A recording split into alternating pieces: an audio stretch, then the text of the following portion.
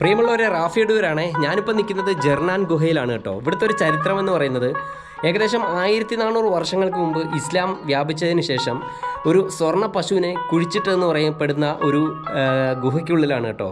ഇതിൻ്റെ പേരാണ് ജർനാൻ ഗുഹ.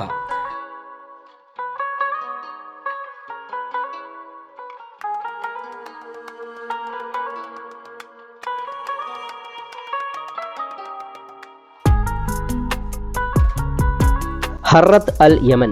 ഒരുപാട് ചരിത്രങ്ങൾ ഉറങ്ങി കിടക്കുന്ന ഈ ഒരു വില്ലേജിൻ്റെ അടുത്താണ് ഈ ഒരു ജർനാൻ ഗുഹ സ്ഥിതി ചെയ്യുന്നത്. ഒരുപാട് നിഗൂഢതകൾ നിറഞ്ഞ ഈ ഒരു ഗ്രാമത്തിലെ ഒരു ഹറത്ത് അൽ യമൻ എന്ന് പറയുന്ന സ്ഥലമാണിത്.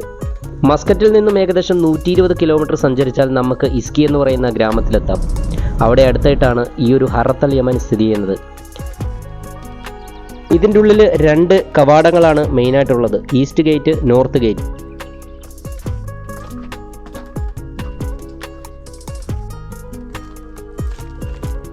മോർണിംഗ് ഗേറ്റ്, ഈസ്റ്റ് ഗേറ്റിനെ വിശേഷിപ്പിക്കുന്നത് അങ്ങനെയാണ്. പണ്ടത്തെ രാജാവ് ഭരിച്ചുകൊണ്ടിരുന്ന സ്ഥലമാണിത്. ഈ ഒരു ലാൻഡിൻ്റെ ഉള്ളിൽ നമ്മളറിയാത്ത ഒരുപാട് അപകടങ്ങൾ പതിയിരിപ്പുണ്ട്. അന്നത്തെ കിങ് ആയിരുന്ന അഷുർബനിപ്പാൾ ഭരിച്ചുകൊണ്ടിരുന്ന വില്ലേജാണിത്. ഇതിൻ്റെ ഉള്ളിൽ 3 ടവറുകളും മസ്ജിദുകളും നമുക്ക് കാണാൻ സാധിക്കും. ആ കാലത്ത് നടത്തിക്കൊണ്ടിരുന്ന പള്ളിയാണിത്. ഓക്കെ, അപ്പോൾ ഇതായിരുന്നു ആ പള്ളിയുടെ മിമ്പർ. ആ സംഭവമാണിത്. പഴയ കാലത്തെ വലിയ തൂണുകളുള്ള പള്ളിയാണിത്.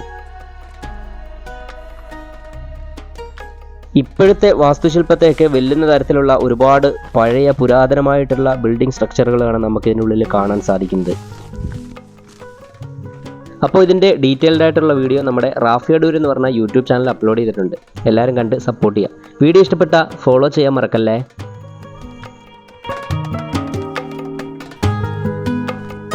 കുറേ ഹിഡൻ സ്പോട്ടുകളുണ്ട്. അതുപോലെ തന്നെ പണ്ടത്തെ രീതിയിൽ നിർമ്മിച്ച കുറേ അടിപൊളി